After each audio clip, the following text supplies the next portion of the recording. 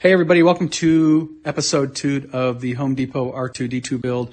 I'm going to talk about the dome right now, then we're going to jump over to my bench, and then I'm going to talk about the legs. So let's first dig into the dome. As you can see, I've already removed all three of the holograms. I've labeled each hologram A, and then over here we have, C, and then B back is down there. And if you notice, I have small screws. Now, I don't know if this is the true way they do it with every Home Depot droid, but all of the screws are pretty much common, except that one on the top, which has tiny screws. Why they did that, I don't know. Maybe it's because they put this in when they put these guys in, because that uses the same size screws as that. But these guys all use these wider flathead screws, but no big deal. But if you're going to take it apart, my suggestion is label things. Like, as you can see, I put the light L3, L3. It just makes life easier on you. So I'll be removing these lights and this harness so I can go ahead and get things painted. A few things I'm going to be doing to this that I did not mention in my prior video that I want to go ahead and mention, because I think there's a few people in the R2D2 Home Depot Builders group that deserve a shout out. I am going to be putting a restraining bolt on this puppy. I'm going to be doing new foot cables with connectors. I'm going to light up the front hollow tube. I bought Holotubes from a guy called Junk Droids on Etsy. So Junk Droids, if you see this, I'm going to link your Etsy down in my description. I'm going to believe in, hey, listen, if I buy something from a creator and I use it in one of my builds, I'm going to do a shout out to the creator. He has some pretty cool stuff. I am going to be doing something. Let's go fly over to here. That back port, that's stationary. That's coming out. I actually 3D modeled, and I'm going to be doing a new part on that. And I might have it in my store on the coming up soon, FalconFXstudios.com, which will be up this weekend or on Monday. I'm also going to be putting, that's the arm bolt, or the bolt cover. And then I'm also going to fix the uneven head gap, which I'm going to talk a little bit about here. I think I know why there's a little bit of a gap. I'm going to fix the wobble, which again, junkdroids.com makes a, let's go over to here. Junkdroids.com makes a handy little fix it there. So again, I'm going to link his page down below. It's simple. It's inexpensive. The guy doesn't gouge people. And then I'm going to add some weight and stiffen the legs and body, and we're going to get into that next. But let's talk a little bit about the back data port. So the back data port, we're going to light up. So let's go on over to my bench real quick, and I'm going to tell you the solution. I'm going to show you the correct pattern and a really easy way to do it. So let's head over to my bench real quick. Okay, everybody, I'm back from my shop to my bench like I just told you I was going to do, and we're talking about the back data port. Now, the back data port is a handy little part that Home Depot has graciously provided to be removed. 2 simple screws. And since I am a huge fan of not reinventing the wheel and making work harder on me, I figure if I can take this part and we can make this part look proper, well, why not? Or when I say proper, get it as close as possible.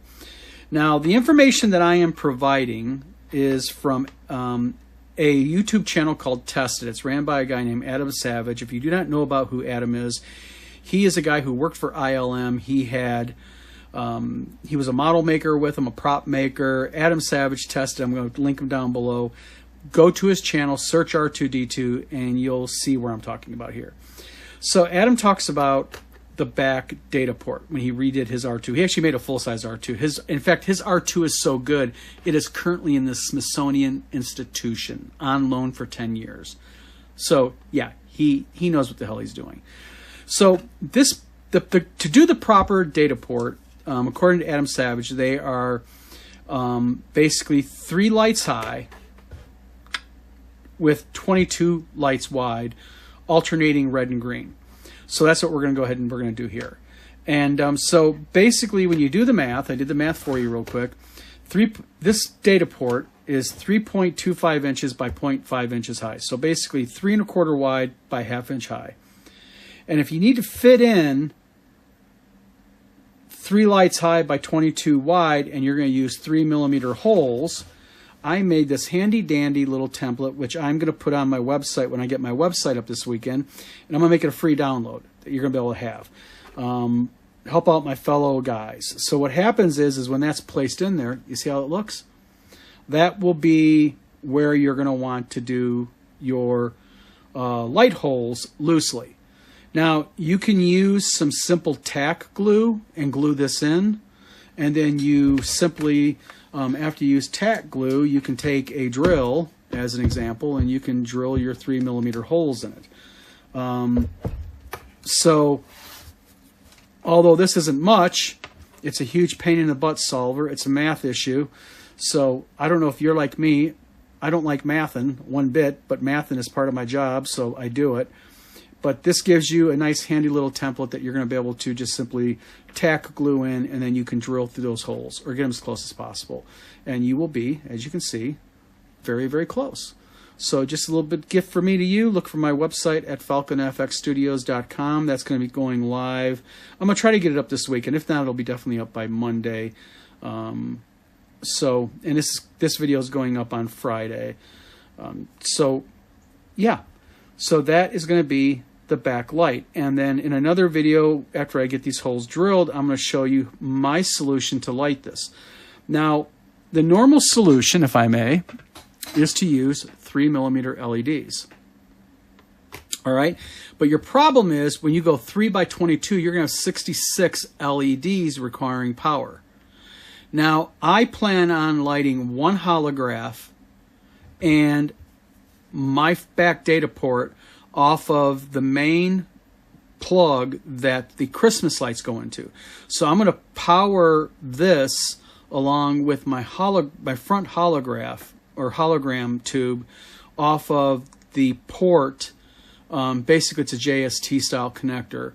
And I'm going to talk a little bit about in other videos about the various connectors you can use, the proper ones, that type of thing. But they're called JST connectors, and I'm going to use that the Christmas bulb connector to do this and that. And instead of using 66 LEDs, which will become problematic for power and draw too much power, in another video, I'm going to show you a really cool way of doing this where you can still get what you want, but I'm going to do what Adam Savage did. So let's get back to my shop. Okay, everybody, I am back in my shop, and I want to talk about the legs. Now, why do I have the leg broken apart, torn apart, if I'm just going to go ahead and do some seam filling and such? Is because I can't do seam filling until I stabilize these legs. Now, let me kind of give you a little bit of background on my thoughts on this. Is in my prop making experience, this type of plastic is actually pretty cheap plastic. That's why a lot of guys get broken domes and they get broken bodies, because they are susceptible, especially if they get cold, they become brittle. But also the plastic flexes, and it flexes with, as an example, if you have air conditioning on during the summer and you have your heat on during the winter, or maybe this is in your man cave down in the basement and your man cave is at 62, 63 degrees or 58 degrees, whatever, and then you take it upstairs and you got a 70-degree house, it can cause the plastic to do really weird things. So I'm going to stabilize this, but I'm going to show you a cheap and easy way of stabilizing this, and it doesn't, you don't need any skill for this, okay? What you want to do is you want to go to a place like Home Depot. And what you're looking to buy is a flexible plumber's caulk, a silicone-based or even latex-based flexible silicone or silicone plumber's caulk. And you want to buy some of this. Now, this is just some simple 1/8 inch. You can even use up to 1/4. I'm going to use, I believe this is 1/8. Yeah, this is 1/8 inch. 1/8 inch plyboard. This is like, you can buy this stuff at Home Depot and Lowe's for, this is like $1.50, $1.89. And what I'm going to do is I'm going to cut pieces of it, and it is going to go in these spaces right here. I'm going to fill these spaces in with that. Same thing, I'm going to take a larger sheet of this, and I'm going to cut a piece rounded top with the hole in the middle, so I can stabilize, and I'll make it one piece. So I can stabilize this entire leg with one piece, and I'll use the flexible latex or silicone plumber's caulk to adhere it. Or you can use, like, what's really even better, which is what I'm going to use actually, is a bathtub surround glue. You can buy them in caulk tubes. And because what that does is it's very heat resistant, cold resistant, moisture resistant, and it really is humidity resistant. So any type of flex or anything in here, you're not going to have that issue. And so I'm going to do that. So it's going to stop the plastic, this stuff, from doing the slight stuff. Now, why? Because, let's take a walk over here. Because as an example, when I start, filling in these gaps, I cannot have these gaps flexing. Because if you have these gaps flexing, they're going to break whatever I use to fill it. So I will stabilize so I can fill in. And also, I'm going to talk about the head wobble here, or the head gap in a minute. There is actually a simple fix for it, and there's a reason for it. And also, like the battery boxes, I need to make sure that these are stabilized. Now, again, I figured out what the problem with the battery boxes were, so let's go over to the battery boxes real quick. The battery boxes just clamp together. This piece goes in, it clamps in. Let me not spill my screws all over. And then this part right here slips on top. You see what happens here? And then basically, I'm going to try to do this as delicately as possible one-handed. But then these guys are in there, and you see how they have that gap? These holes actually clamp around them. And the problem that you have here is, see the registration mark? There's a small registration mark there, right there. And that way at the factory, they can quickly assemble these things. And then you look here, you see how that kind of cops up? It's off. I'm just going to use a little bit of heat and kind of push these back in, so when I put my part on, I'll have a more clean, I won't have such a large gap. So a little bit of playing around with it. So I'm going to stabilize my legs, so when I put my seam filler in, my seam filler does not crack when you start moving him around. And like I said earlier, I'm going to be using new little guys there. So yeah, that's basically what I'm doing here. Hold on a minute, I don't want to lose my screws. There. So now on to the next thing that I want to talk about. So we talked about why the legs are being disassembled, how we're going to stabilize those legs. We're going to ensure that we don't have big gaps like that.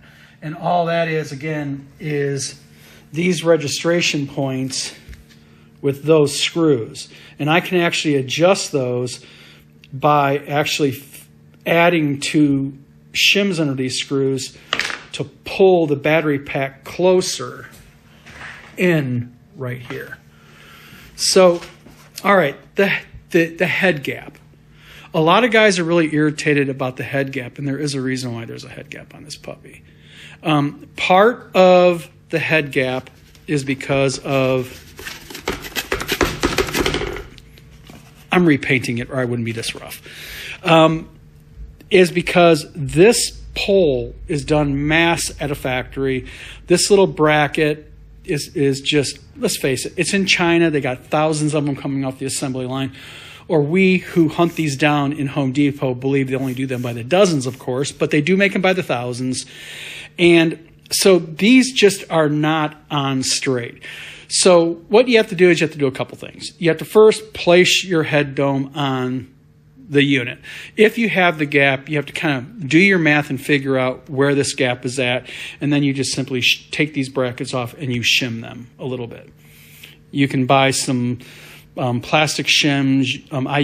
I have both plastic and metal shims that I cut in my shop on my bandsaw. But also, a more easier way of doing this is if you look around the edge of this thing, you notice how there's like the gap right here, and then there's no gap. Then there's a gap right here a little bit, no gap, a gap right here, a really big gap, then it starts to shrink, and then where the registration point is, there's no gap. What that is because this is plastic. And I know you guys know it's plastic, but it basically, the plastic is wonky. It's really wonky. And it's wonky because of the fact that this is just, like I said, done at the factory. And so you're going to have some shifting issues. So what you can do to fix this a little bit, if you want, is you can take a hairdryer, just like really lightly, like on these areas, just reel through this area lightly from underneath, do the hairdryer a little bit, and put a little pressure while you're doing the hairdryer. And what you want to do is you want to make it where it's a little bit more than what you want. And then take the hairdryer away, count to 3 or 4, then let go, and it'll flex up just a little bit because it's memory. Plastic has memory. So you want to push this down a little bit more than what you want, take the hairdryer away, count to 3, and then slowly let go of it, and it should be a lot better, if you will. So that's one way around it. Another way around it involves taking the band off and then just taking the band off and shaving down where the screws go in just a little bit. But it seems like when you look at where the screws are at, they're all pretty even. But you notice what happens here? See how it goes down to almost nothing? So it's because the band, this plastic band, is doing this. So by using a little bit of heat, not a heat gun, I would use a hairdryer if you're not used to a heat gun, because a heat gun will warp plastic real quick if you're not used to it. But use a hairdryer. Again, push it down. See what I'm doing here? Push it down more than what you want. Take the hairdryer away, count about 3 or 4, and that way when you let go, there won't be as much memory in the plastic, and it should be more even than what it was. And you might try that first before you go through all the trouble of that. So this is Don from Falcon FX Studios. Thank you very much for watching my second video. I'm trying to be helpful here. I want to walk you guys through every stage of the build and the rebuild. Next, I'm going to be showing you about the legs and what I've done to the inside of them. I'm going to show you the data port correction with all the holes drilled in it and everything, and we're going to address the body. So thanks for tuning in. Please hit that like and subscribe. If you would, share my channel with your friends on social media. I am going to be linking in the comments here Junk Droids, who I ordered some parts from, and also where you can get like the proper caulk from. I'll do both Lowe's and Home. I'll just link Home Depot because Home Depot is where everybody goes anyways for this. So I'll send some links. I'll put some links also into my comments.